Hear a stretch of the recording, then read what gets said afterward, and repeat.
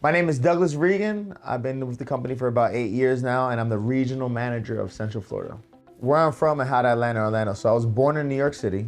I was raised in New Jersey. Living in North Carolina, I went there for the college and some of high school actually. I just needed to change. I was living with my parents. I had some friends out there. I didn't really have any direction. I didn't know what I was doing.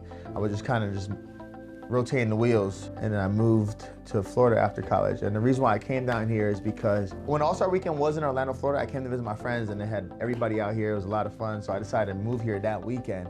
So I literally just packed up and I moved overnight, really. I drove down here with all my stuff. I lived at my friend's house. I lived in their living room for about 1.5 years.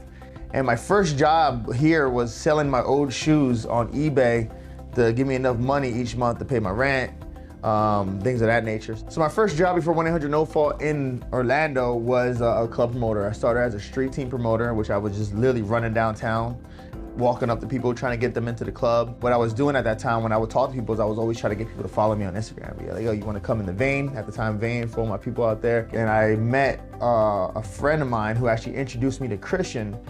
So I was actually the first person they hired in Central Florida. And I was interviewed in my apartment downtown.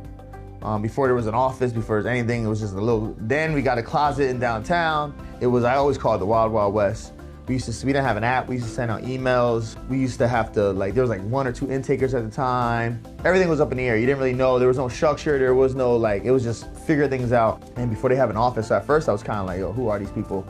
I met some guy that used to work here a long time ago. They were texting all my friends and I was like, yo, who are these people? So I didn't really have the confidence in it yet until Christian flew me out to Miami. And I always give the credit to this trip. Picked us with a Porsche, went down to Miami, took us out to dinner. I was like, oh, this is actual company. These are real people, really helping people out. Got introduced to the medical centers, got introduced to everybody else in the office, and that's when I really started taking things seriously. And one of the things I used to do was I doubt myself too much. Like, what are people gonna think about this video? What are people gonna think about this picture? What are they gonna say to my messages I'm sending? I doubted myself a lot until eventually I was like, you know what? Everybody's gonna get this work. Everybody's gonna see my videos. I don't care what people think. I just wanna surround myself with positivity.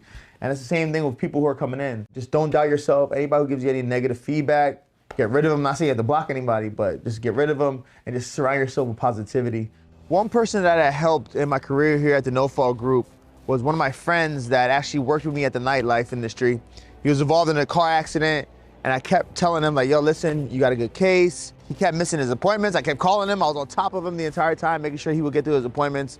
And long story short is I ran into him like a year later downtown. He was like, yo, Doug, gave me a hug. I want to thank you so much, man, for staying on top of me, make sure I went through it with this. I feel a lot better, but I also made $60,000 after this car accident. He used that to start up his DJ career and all that, so it was good to run into him and hear this kind of thing from my friend.